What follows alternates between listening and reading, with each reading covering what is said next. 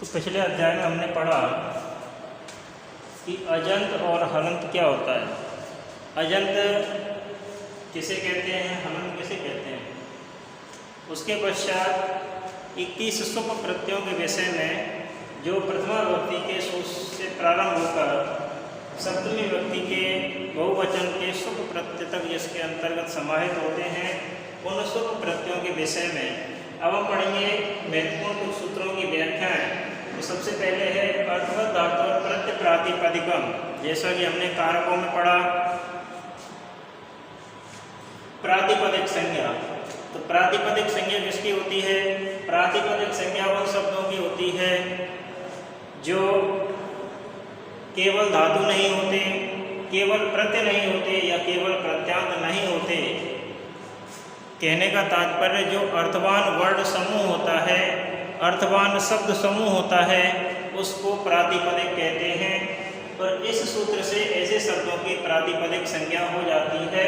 तो हमें लिखना है कि धातु प्रत्यय और प्रत्यांत को छोड़कर अर्थ वाला शब्द स्वरूप प्रातिपदिक संज्ञा होता है। अर्थात ऐसा वर्ण समूह जो केवल धातु नहीं हो, केवल प्रत्यय नहीं हो और केवल प्रत्यांत भी नहीं हो, अपितु अर्थवान हो, उस शब्द समूह की, उस वर्ण समूह की इस सूत्र से प्रातिपदिक संज्ञा होती है। ठीक है। अगला सूत्र है कृ तद्धित समासाश्च। तो ये सूत्र भी इसी सूत्र के आधार पर है कि कृ तद्धित और समास। कृ से मतलब है कृदंत। कृदंत प्रत्यय वे प्रत्यय होते हैं जो धातुओं के अंत में जुड़ते हैं। ये धातुओं से कृदंत प्रत्यय होते हैं, धातुओं से कृदंत प्रत्यय होते हैं। तद्धित, तद्धित प्रत्यय संज्ञा आदि शब्दों से तद्धित प्रत्यय होते हैं, संज्ञा आदि शब्दों से तद्धित प्रत्यय होते हैं। और समास, तो कहने का तात्पर्य है कृदंत, तद्धितांत और समास की भी प्रातिपदिक संज्ञा होती है। लेकिन किस सूत्र से होती है? कृ तद्धित समासाश्च सूत्र से।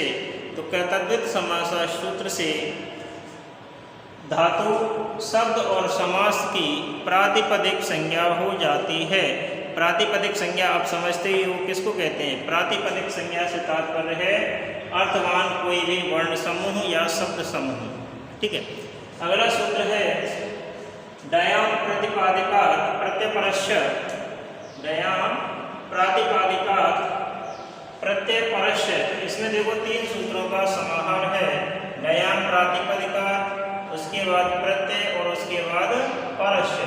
तो डयाम, डय से मतलब है डयंत। डयंत से तात्पर्य है जिनके अंत में ईकारांत हो, अर्थात जिनके अंत में ई हो। जैसे नदी, जैसे नदी, सरस्वती, सावित्री, सती, पृथ्वी, ये डयंत शब्द हैं।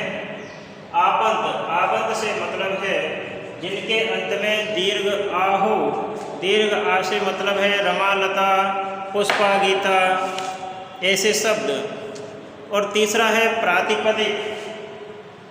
डय यानी कि डय, डय से अर्थ है डयंत, आ से है आपंत और प्रातिपदिकात् से अर्थ है प्रातिपदिक। इन सब की भी क्या होती है? ये सभी जो शब्द हैं ये प्रातिपदिक संज्ञक होते हैं।